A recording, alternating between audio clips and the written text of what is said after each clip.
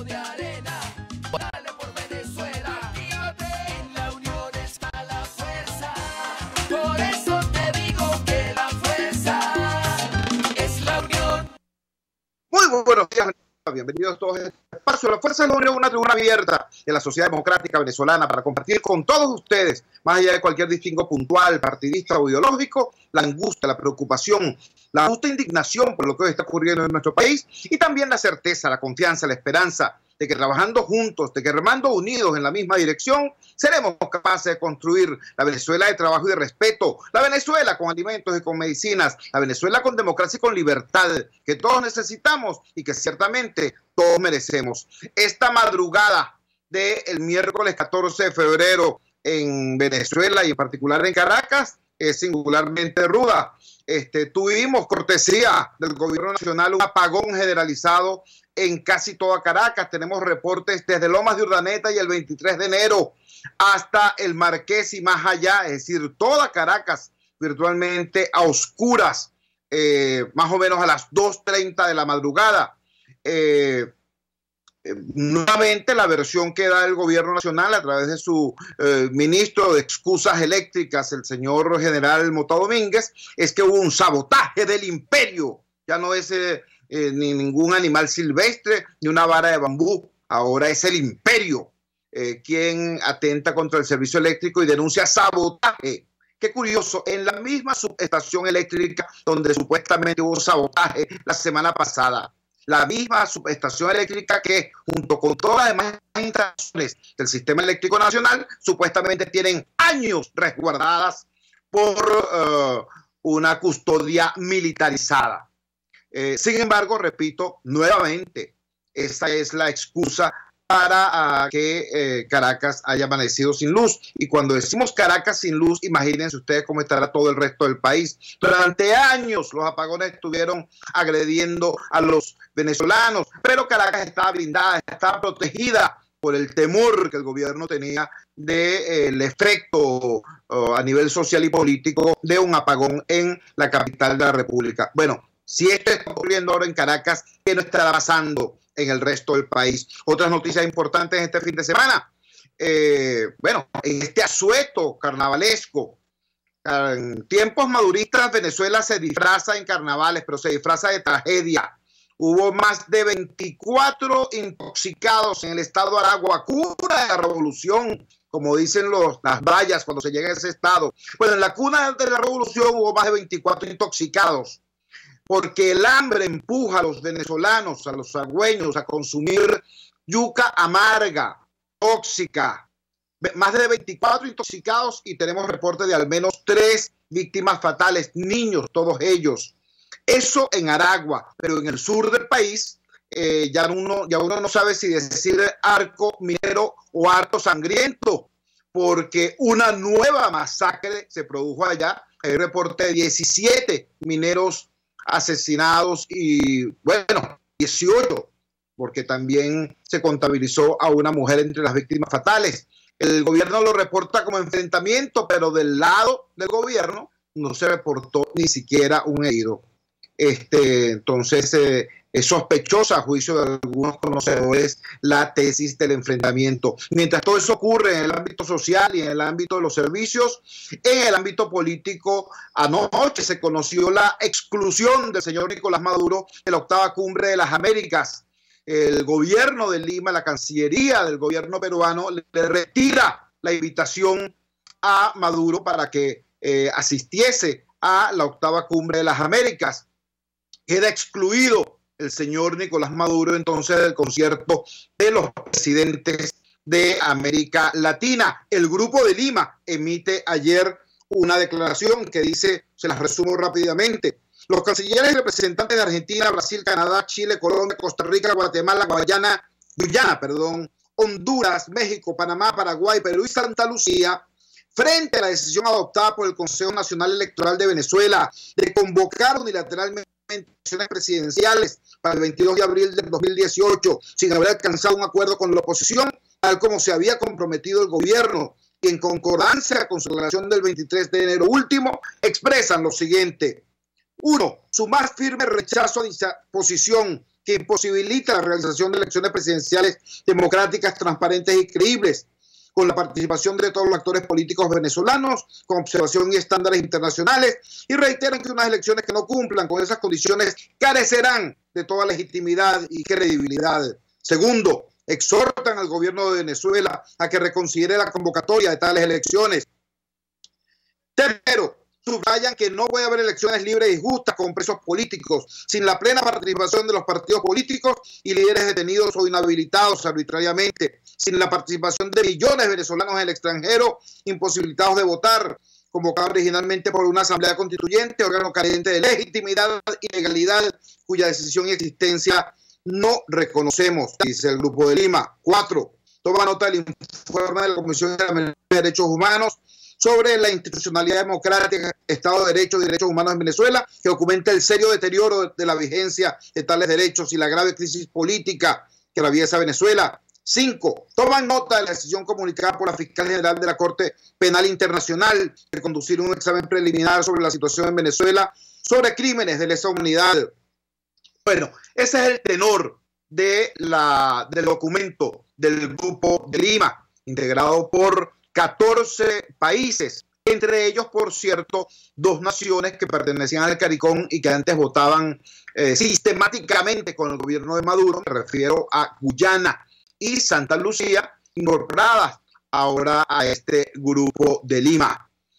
Tenemos en línea a una persona que tiene un profundo conocimiento de esta materia y la distancia física necesaria para mantener una visión equilibrada sobre esta dura situación que enfrentamos los venezolanos.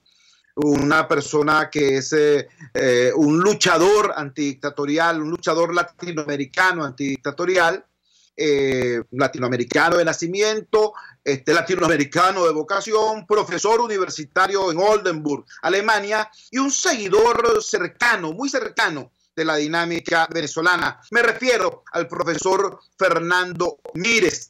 El profesor Fernando Mírez ha venido manejando diversos criterios coherentes todos con una visión de apoyo a la lucha del pueblo venezolano por la democracia y por la libertad, y en relación concretamente a este tema al que refiere la Declaración de Lima, la convocatoria de elecciones del 22 de abril, sostiene algunas opiniones ciertamente que quisiéramos desarrollar para la audiencia de Radio Caracas Radio. Profesor Fernando Mírez, bienvenido a Radio Caracas Radio, bienvenido a la Fuerza de la Unión.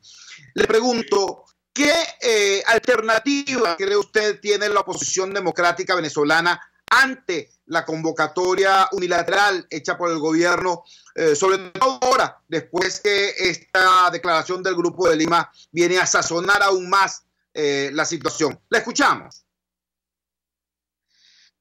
Hacemos por lo segundo, con la declaración del Grupo de Lima. Pero antes que lo saludarlo, Chivo, ¿cómo está?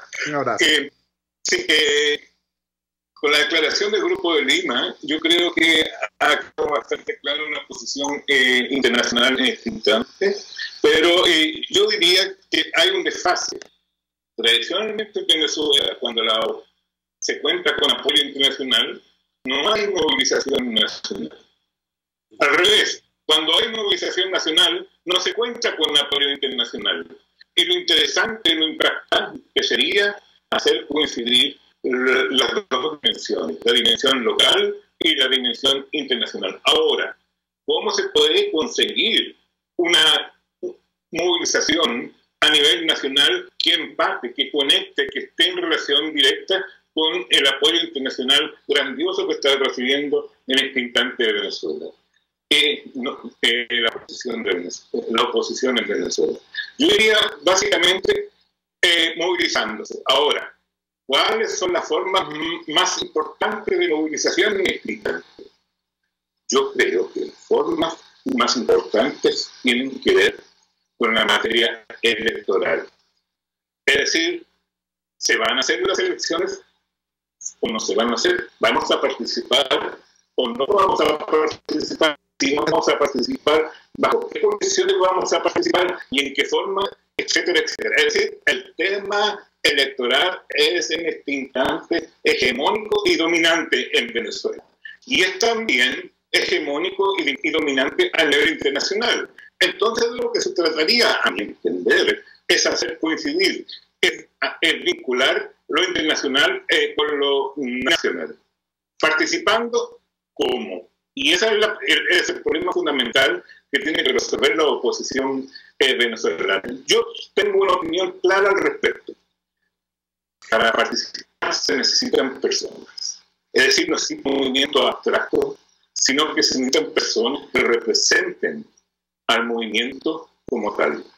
Personas en el sentido de que ellas se conviertan en voceros. No necesariamente en candidatos, sino que en voceros, en portaestandarte de un movimiento social que se puede, digo que se puede, no quiero decir que se debe, que se puede expresar en el espacio electoral. No sé si me he expresado claramente. Sí, se ha expresado claramente, pero quisiera, digamos, en términos muy de dos precisiones. En primer lugar, hay venezolanos, ciudadanos opositores, que consideran que tras la crítica contundente que han hecho organismos internacionales como la Unión Europea o el mismo Grupo de Lima a la convocatoria del 22 de abril, sería absurdo asistir a esa convocatoria. También plantean que tras la denuncia hecha en República Dominicana de la no aceptación por parte del gobierno de condiciones mínimas para la equidad electoral, no tendría sentido asistir a esa cita. En esas condiciones, le pregunto, estamos conversando con el profesor Fernando Mírez, en esas condiciones le pregunto, ¿cree usted que tendría sentido en efecto? Porque yo comprendo desde mi perspectiva como activista social, como luchador comunitario,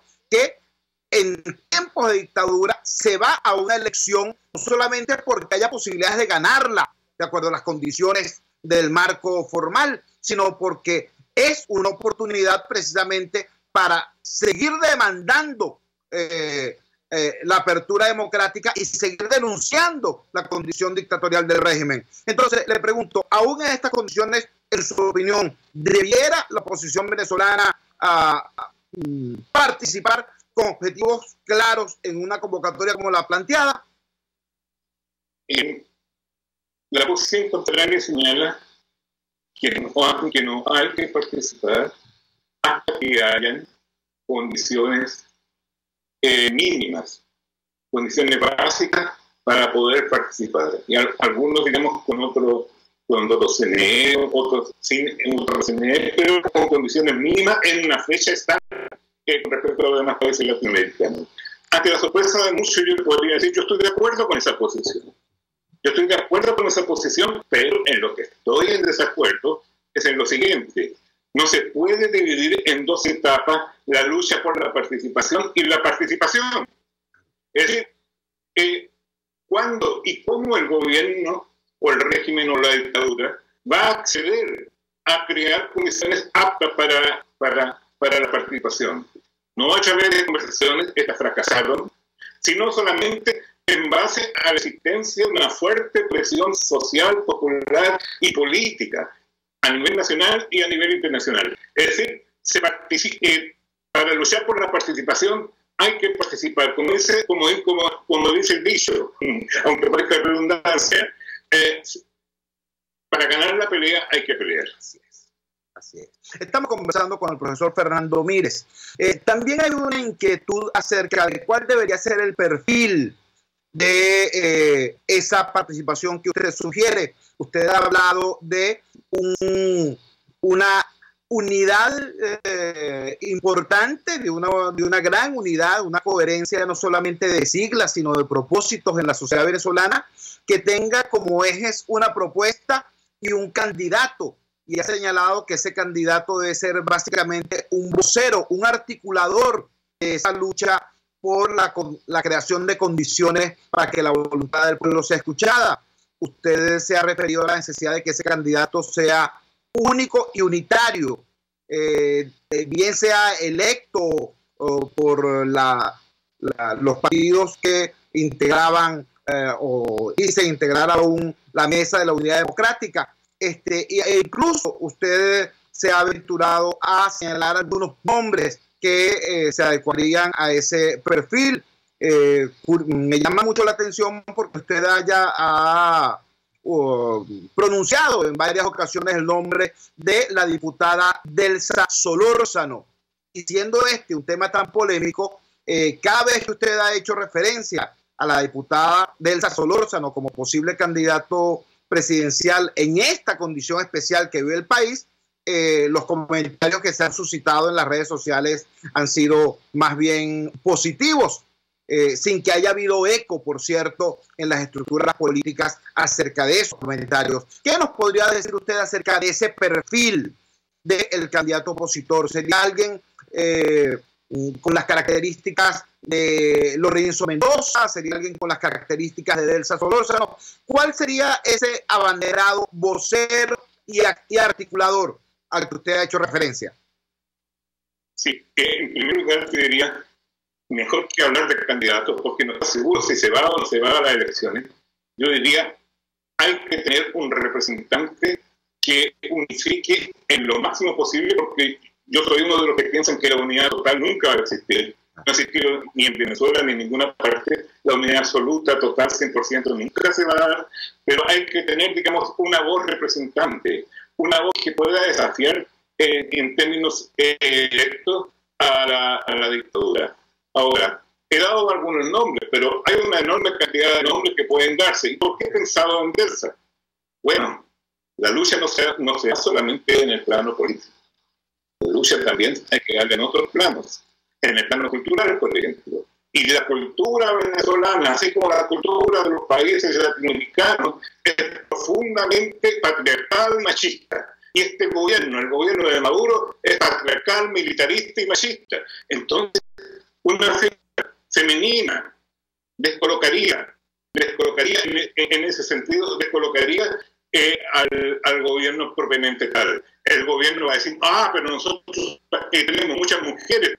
En nuestro gobierno hay muchas mujeres participando, pero están todas subordinadas a la voz del amo. Por ejemplo, el CNE es una especie de harén político de Maduro. Él da las órdenes y se hace lo que él designe.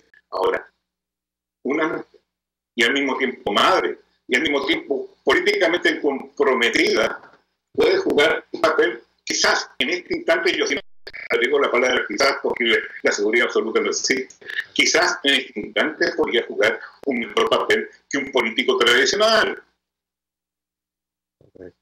Te agradecemos profundamente, profesor, estos minutos que nos ha regalado en esta madrugada del miércoles 14 de febrero. Era el profesor Fernando Mírez, catedrático en la Universidad de Oldenburg, Alemania, y un luchador antidictatorial.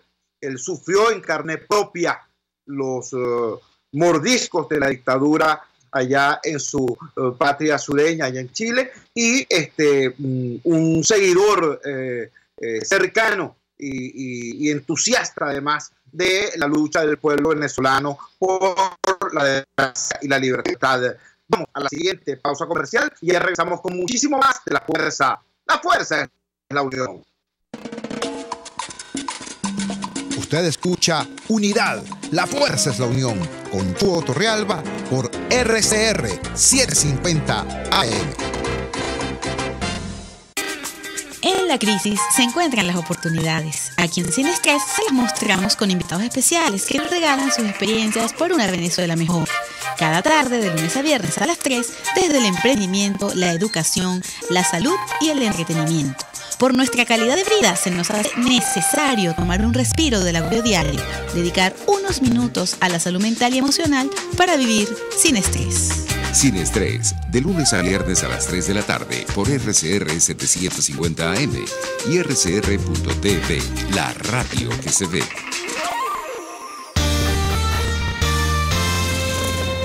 Los temas de actualidad más relevantes son expuestos a la luz de La Linterna. Diego Bautista Urbaneja le invita a formar parte de este ameno espacio de charla y análisis con una buena taza de café y al son de buena música. La Linterna, de lunes a viernes, a partir de las 2 de la tarde, por RCR 750 AM.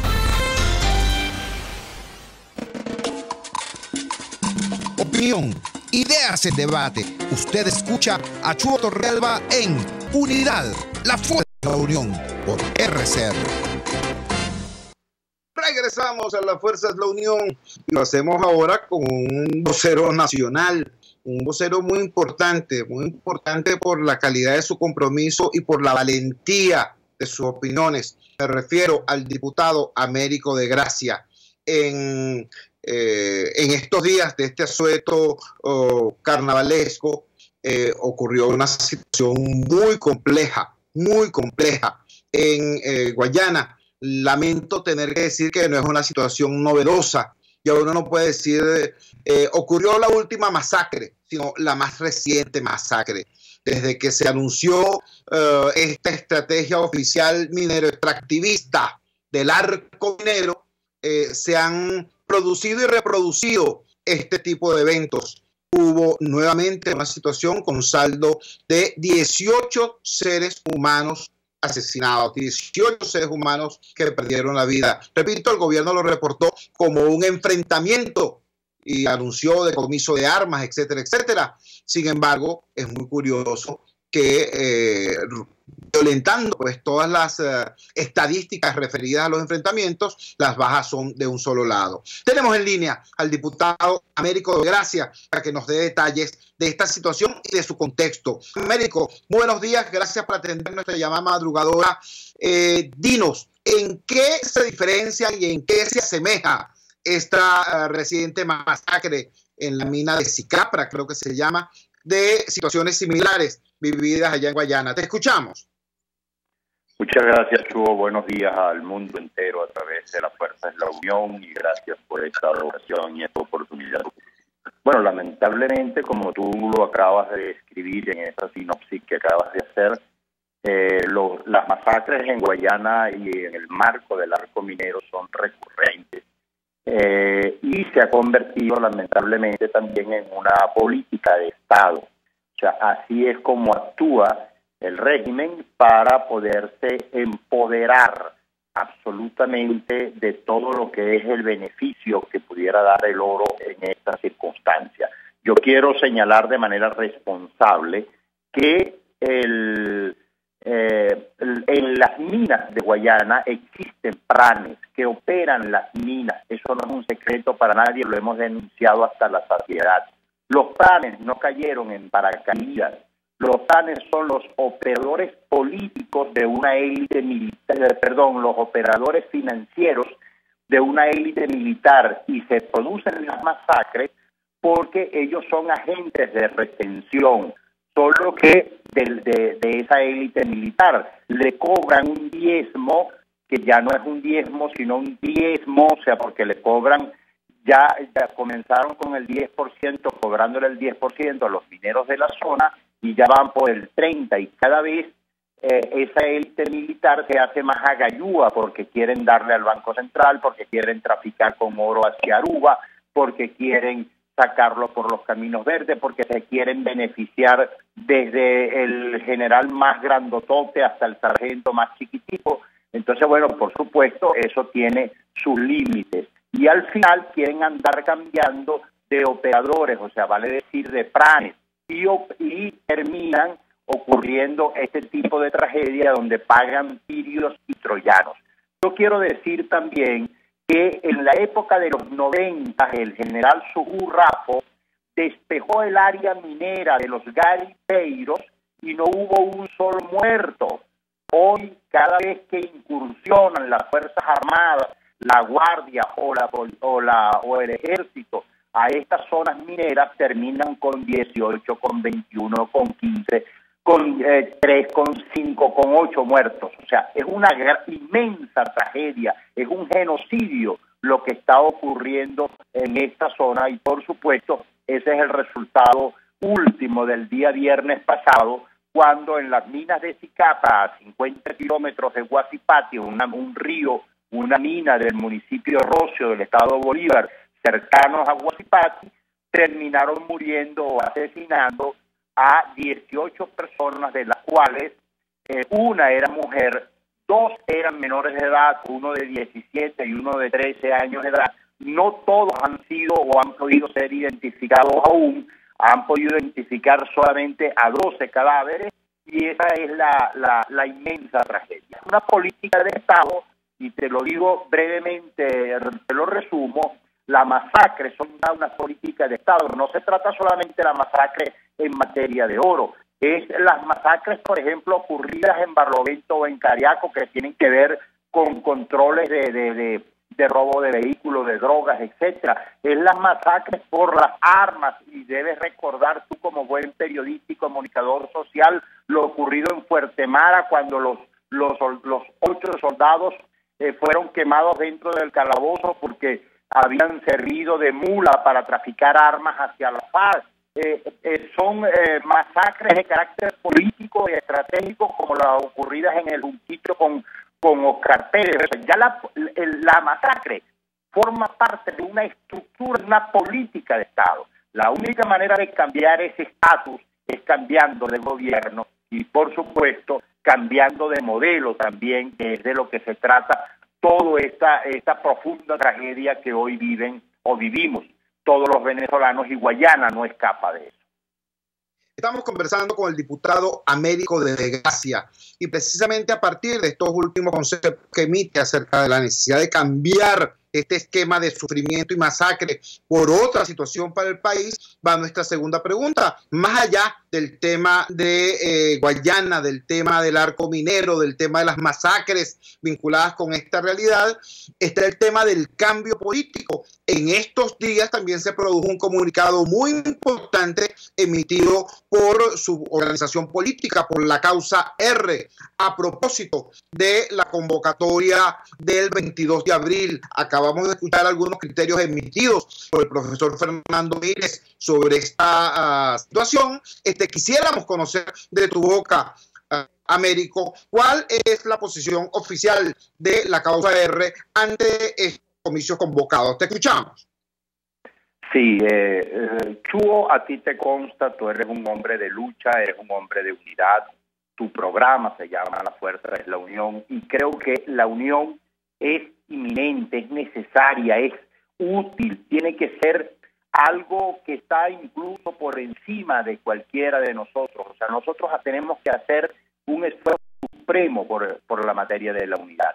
Es propicia hoy la ocasión de la unidad, porque toda la comunidad internacional, sin excepción, ayer se produjo un comunicado del Grupo de Lima rechazando la presencia del señor Maduro en el Concierto de Naciones de las Américas, y eso es vital, es importante no perder ese autobús, no perder esa oportunidad que tenemos de que hoy está sensibilizada la opinión pública mundial, la Unión Europea, Estados Unidos, Canadá, la OEA, Mercosur, el Grupo de Lima, los países vecinos a nosotros, o sea, Colombia, Brasil, Guyana, en relación a este tema de desconocer incluso al régimen, que este año 2018 se vence su periodo. La lucha no va a terminar fácil porque estamos hablando de grupos criminales. Esto no es una pelea entre partidos políticos, esto no es simplemente un cambio de gobierno. O sea, estamos hablando que estamos enfrentando grupos criminales. La idea de no convalidar con el voto en esta oportunidad, exclusivamente en esta oportunidad, esto tiene unas diferencias no connotadas y notables de lo que ocurrió en el año 2005. En el año 2005, cuando no acudimos al proceso electoral, estábamos de náufragos, huérfanos a nivel mundial. Esa no es la situación hoy. Ese apoyo internacional y el desconocer y deslegitimar al gobierno venezolano en el contexto internacional hoy depende de la decisión que tomemos los venezolanos, y tenemos que tomarla en unidad. Por eso la Causa R está proponiendo la no convalidación de este proceso electoral. Podemos tener un líder, podemos tener un candidato, mas no acudir a un proceso electoral que ya está cantado, que está viciado, que por supuesto por los caminos que ha introducido el régimen, donde si no le interesa Chuo Torrealba lo inhabilita, Si no le interesa el partido de Chugo Torrealba, lo invalida. Si no lo persigue, lo expropia, lo exilia, o no le permite la entrada o la salida del país, o la inhabilita por cualquier otro caso. Esa es la situación que existe en Venezuela. Hoy Venezuela y su gobierno, fundamentalmente su gobierno, es reconocido mundialmente como dictadura. Sería una torpeza nuestra, luego de lo logrado, para hablar de lo bien que pudo haber resultado la mesa de negociación cuando no se firmó ese acuerdo, sería una contradicción nosotros refrendar hoy con nuestro voto, con nuestra participación, un proceso que cuestionamos en República Dominicana. Estamos conversando con el diputado Américo de Gracia. Conversamos sobre el tema de la masacre en la mina de Sicapra en Bolívar y sobre la posición institucional de la causa R sobre el tema de la convocatoria de elecciones. Estamos completamente de acuerdo, Américo, en tu llamado, tu exhortación. La decisión tiene que ser en unidad, en el sentido que sea, pero todos unidos. Ahora, recordando un poco tus palabras en la sesión de la Asamblea Nacional, los produjo aquella de las comisiones parlamentarias y las severas críticas que hiciste sobre el funcionamiento de esa unidad, te pregunto, ¿de qué manera justificar ante los venezolanos el hecho cierto de que cuando la Asamblea Nacional Constituyente, la írrita Asamblea Nacional Constituyente, convoca elecciones presidenciales, pasan 2 días, 3 días, 4 días, 5 días, y la oposición venezolana no dice nada? Y cuando dice algo un sábado por la tarde es para anunciar que van a República Dominicana. Termina el diálogo en República Dominicana. Hace 7 días el Consejo Nacional Electoral convoca nuevamente a elecciones el 22 de abril, ya de manera oficial. Y estamos ya a 14 de febrero y no hay una voz unitaria, no hay una voz clara del conjunto opositor sobre esto. ¿Cuál es tu reflexión y cuál es tu llamado a propósito de esta muy grave situación? Mira, lamentablemente tú lo viviste en carne propia estando dentro de esta situación y lo vives a diario y lo viven los venezolanos. En la medida en que no recuperemos la direccionalidad, en la medida en que estemos más ocupados del narcisismo nuestro, del grupismo nuestro, de cómo yo dejo bien parado o cómo mejor le saco provecho a una situación, vamos a perjudicar a Venezuela. Te lo voy a decir en otras palabras. Yo he llegado y de verdad creo en lo que estoy diciendo, que lo que es bueno para Américo de Gracia y para la causa R no necesariamente es bueno. Estoy hablando para no involucrar a otros, no necesariamente es bueno para Venezuela. Si nosotros no hacemos esa introspección, si nosotros no hablamos con el corazón en la mano ante una situación tan compleja como la que vive Venezuela, de anteponer los intereses nacionales antes que los personales, los míos, los de Américo de Gracia, antes que los de mi partido, que es la causa R, nosotros no vamos a lograr salir de esta tragedia. Por eso definía que no se trataba solamente de cambiar de gobierno, tenemos también de cambiar de modelo, y no veo luz en el túnel en ese sentido, porque generalmente estamos más pendientes de cómo nos beneficiamos nosotros, cómo quedamos mejor parados nosotros como partido, como personas, que cómo ayudar a Venezuela. Yo creo que esa es gran parte de la tragedia que nosotros tenemos que abordar y cambiar, y es injustificable. La pregunta tuya, la única respuesta que tiene es que es injustificable, no se justifica lo que está ocurriendo, y por supuesto el gran culpable es el gobierno, pero nosotros no estamos exentos, no estamos eximidos de la responsabilidad de lo que está ocurriendo en Venezuela por nuestros errores o por nuestras omisiones o por hacernos los locos y privilegiar primero nuestros intereses más que los intereses de la nación. Américo, yo como demócrata, como militante de base de la unidad, que es lo que soy, y como venezolano, te agradezco la sinceridad y la valentía. Y reconozco en ti al perfil de un político, de un servidor público, de un luchador por el pueblo, capaz de decir estas verdades con muchísima autoridad moral. Que agradezco profundamente a Américo. Era Américo de Gracia, diputado del pueblo del Estado Bolívar, dirigente nacional de la causa R, diciéndonos, bueno, lo que está pasando en su estado, la opinión de su partido sobre el tema electoral, y además diciendo que, por supuesto, el gran culpable de todo esto que le está ocurriendo es el gobierno, pero que la dirección opositora tiene una importante responsabilidad porque hasta ahora ha antepuesto lo que él llama el narcisismo de individuos y de grupos, los intereses de individuos y de grupos, antes que la necesidad histórica de la unidad del pueblo venezolano para salir de esta tragedia. Gracias, Américo de Gracia. Vamos a la siguiente pausa comercial y ya regresamos con muchísimo más de La Fuerza. La fuerza es la unión. Les estamos presentando Unidad, la fuerza es la unión, solo por RCR 750 AM. Friedrich Nietzsche, filósofo, poeta, músico y filólogo alemán, considerado uno de los pensadores contemporáneos más influyentes del siglo XIX. Los verdaderos líderes deben estar dispuestos a sacrificarlo todo por la libertad de su pueblo. Si vas a la playa, primero pasa por Casa de Oblea. Allí consigues cava, cooler, envases, baterías y más. Aprovecha y te lleva tu combo de perros calientes, hamburguesas y refrescos para aprovechar tu día de relax y diversión. Calle Páez con Mariño en Baruta. Casa de Oblea, 100% frescura y calidad. RCR 750 AM. Porque lo bueno une. En RCR somos vanguardia. Toda la programación de tu RCR también la puedes seguir a través de la internet. Audio y video en tiempo real. Noticias y mucho más. No te pierdas ni un segundo de nuestra programación.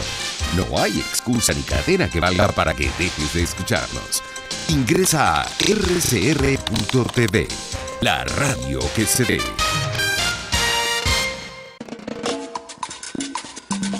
Les estamos presentando Unidad, la fuerza es la unión, solo por RCR 750 AM.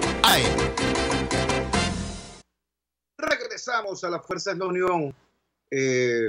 Mientras ocurren estas cosas, estas desgraciadas cosas, mientras que el gobierno sigue en una diatriba interminable, ya no con la oposición venezolana, sino prácticamente con la comunidad internacional, mientras que la oposición sigue en eso que el mismo diputado Américo de Gracia, no la oposición, porque oposición somos todos, la dirección política opositora, la dirección político-partidista de la oposición sigue en eso que acaba de describir el diputado Américo de Gracia como la confrontación de los narcisismos, de los egos, de los intereses individuales o grupales antes de atender a los intereses fundamentales del pueblo venezolano. Mientras eso está ocurriendo, Venezuela literalmente muere. Estamos hablando de lo ocurrido en este fin de semana en el estado Aragua. Estamos hablando primero de una familia de 11 personas intoxicadas por consumo de yuca amarga, de los cuales murió un niño de apenas 2 años de edad que no resistió los rigores de la intoxicación. Eso fue el día sábado. Luego, del domingo para el lunes, nuevamente otra familia, esta vez de 13 personas, es detectada como intoxicada al presentarse en el Hospital José María Benítez de la Victoria, también tras haber consumido yuca amarga y otros alimentos, al parecer recogidos en un vertedero en otra población del eje oriental aragüeño.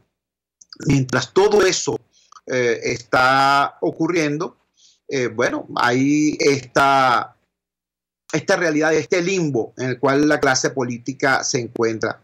Y digo la clase política porque ambos sectores, ¿no?, de la del espectro político, el gobierno en el empeño de mantenerse en el poder a toda costa, por encima y a pesar del deseo de la mayoría de los venezolanos y la oposición. En eso el propio Américo de Gracia define como la competencia de los egos y el narcisismo. Mientras eso está ocurriendo, repito, este pueblo muere. Yo voy a utilizar este tiempo para dar respuesta a una pregunta que me han hecho muchísimos de ustedes sobre mi posición a propósito de lo que está ocurriendo, sobre si hay que participar o no participar en la convocatoria del 22 de abril. Y les voy a decir con absoluta sinceridad, el tema no es participar o no. El tema es que la oposición venezolana tiene que definir una estrategia de poder y no la tiene en este momento. Ustedes han visto durante muchísimo tiempo, no ahorita, a propósito del 22 de abril, no, prácticamente todo el año 2016 y todo el año 2017 a partidos políticos y a líderes opositores diciendo: queremos referéndum, queremos revocatorio, queremos elecciones, queremos tal cosa. Pero nadie está diciendo qué es lo que va a ocurrir después. Nadie está diciendo cuál es el mapa del futuro. Nadie está diciendo para qué y por qué ese cambio. Nadie ha dicho eso. Y es importante definirlo. ¿Qué es lo que va a ocurrir y cómo se va a llegar a eso? Es decir, ¿cuál es la estrategia para llegar al poder juntos y para ejercer ese poder juntos? Esa estrategia no se tiene. Cada candidato, cada grupito tiene su propia idea de cómo llegar al poder, pero esas estrategias son particulares y no son coincidentes. Ninguna se puede transformar en la estrategia del pueblo venezolano, de la unidad venezolana, para acceder al poder y ejercerlo para beneficio de todos. Entonces, repito, el tema no es participar o no participar. El tema es qué va a ocurrir al día siguiente de participar o de no hacerlo. Porque en una elección convocada por una instancia írrita como la Asamblea Nacional Constituyente y en el marco de esta ausencia de garantía, tú no puedes participar en una elección así como que si fuera una elección normal. Si se decidiera participar, hay que participar para el logro de esos objetivos políticos que definía el programa del profesor Fernando Mírez. ¿Entiendes? Ahora, también tú podrías decidir no participar, como lo planteó también en este mismo programa el diputado Américo de Gracia. Pero que no participar implica que abstenerse no significa hacer algo, significa dejar de hacer, dejar de votar. Y no basta con dejar de votar. Además, esa decisión tiene que estar inscrita en una estrategia de lucha no electoral y no violenta. Una estrategia de lucha pacífica que lleve adelante al pueblo venezolano para convertir en poder político esta mayoría social que hoy somos todos los que adversamos este desastre. Así que, señores, el problema no es participar o no participar. El tema es a qué nos está convocando la dirección opositora. ¿Cómo es posible que hayan pasado todos estos días y no haya hoy una señal clara acerca de qué es lo que debe hacer el pueblo venezolano por parte de sus dirigentes locales? Mira, ya se ha pronunciado el Grupo de Lima, se ha pronunciado la Unión Europea, se ha pronunciado absolutamente todo el mundo en el planeta. Y resulta que la información que tenemos acerca del liderazgo político partidista o opositor es silencio o señales contradictorias. Entonces, lo digo con muchísima humildad, como lo que soy, como un activista comunitario, como un activista social, como un militante de base de la unidad. Eso es lo que soy. Digan para dónde es la cosa, pero eso sí, todos juntos, sin poses, ¿no? Porque cada vez que alguien dice algo, entonces surge alguien con una pose más radical o menos radical. No, no, no. Todos juntos. ¿Qué es lo que vamos a hacer para el logro de qué objetivos? Para llegar de qué manera juntos al poder y para ejercerlo pacífica, constitucionalmente y en beneficio de todos. Todos juntos. Definan eso. Porque, repito, hemos vivido no solamente el 2005, como decía Américo de Gracia, no, chico, anteayer, el 30 de julio del año pasado. ¿Qué ocurrió? Bueno, esas supuestas elecciones no fueron elecciones, fueron una fiesta privada del PSUV con acompañamiento del CNE, estuvieron solos. ¿Y qué pasó? Bueno, montaron su ANC, espuria, irrita, lo que tú quieras, pero ahí está esa realidad política echándole broma. Mira, y qué cantidad de broma a la vida de los venezolanos. Ahí está. Entonces, repito, no se trata de simplemente abstenerse, sino abstenerse y qué más. Y no se trata simplemente de participar, porque esto no es un marco electoral normal. Estamos en una situación de fractura institucional, de crisis económica, de drama social. Así que si se diera el caso que la línea fuera participar, pero no se trata de una participación ordinaria, se trata de un proceso de lucha. Para eso hace falta una dirigencia. Y tengo que decirlo ahora con mucha claridad. El pueblo venezolano ha hecho de todo lo que se le ha pedido. Se le pidió que firmara y firmó, que reafirmara y reafirmó, que marchara y marchó, que votara y votó, que se abstuviera y se abstuvo. Todo lo que hay, lo que se le ha pedido al pueblo venezolano, el pueblo lo ha hecho. Así que aquí hay un déficit, sí, pero no de pueblo. Aquí hay un déficit de calidad en la dirigencia. Cuando esa dirigencia actuó unida, hubo una respuesta masiva de la población y se obtuvieron victorias resonantes como las del 6 de diciembre del 2015. Cuando se impuso esa lógica denunciada por Américo de Gracia como la competencia de los egos, de las vanidades, el narcisismo de individuos y de grupos, entonces vinieron estos 2 años de derrotas, a cual más dura, a cual más cruel. Entonces el llamado es ese: participar, no participar. Definan una estrategia de lucha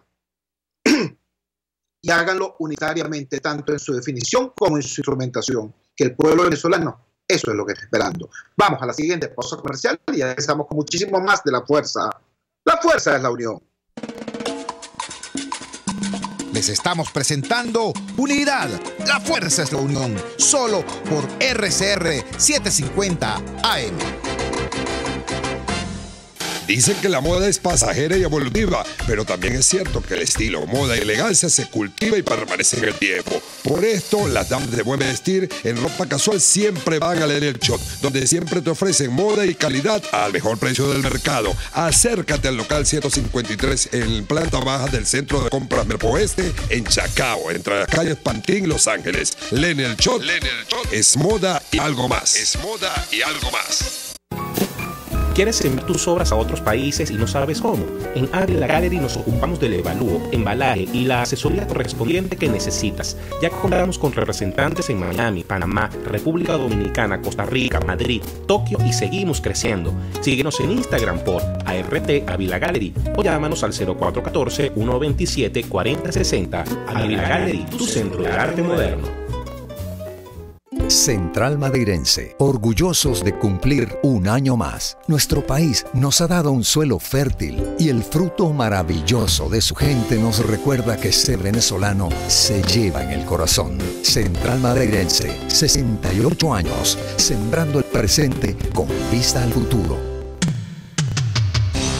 Antes de empezar el día, entérese de lo que acontece en el país junto a Pedro García Otero en Titulares de la Mañana.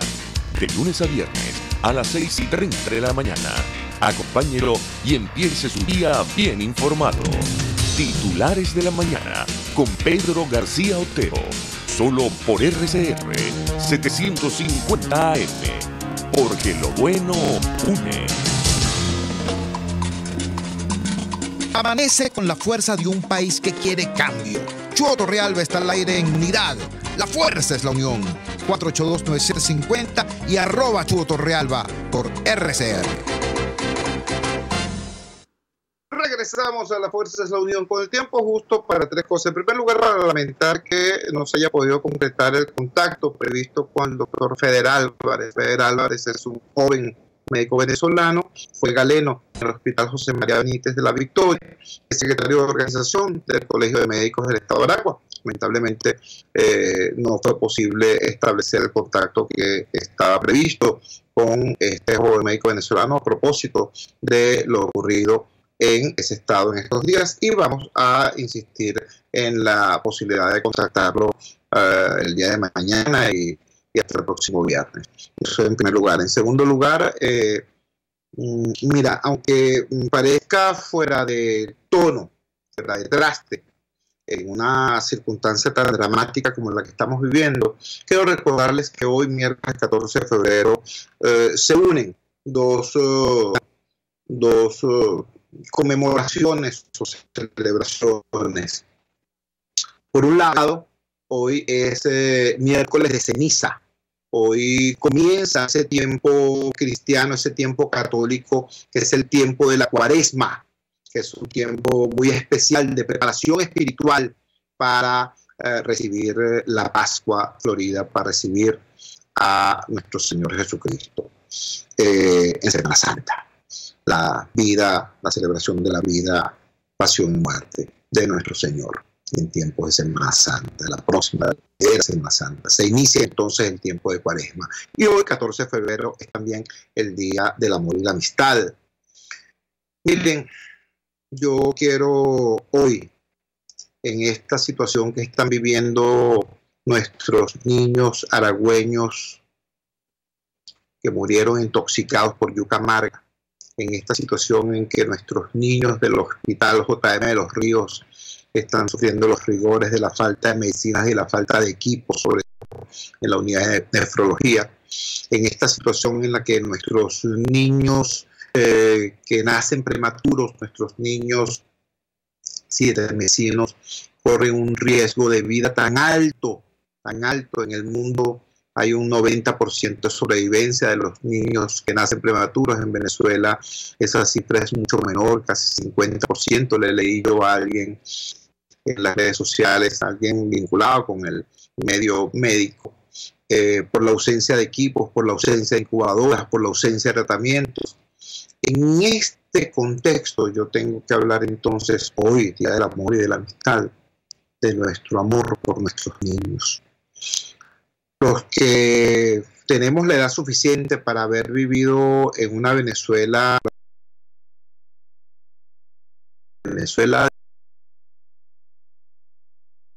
fue vanguardia,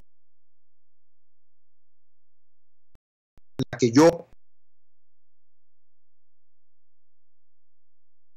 wow,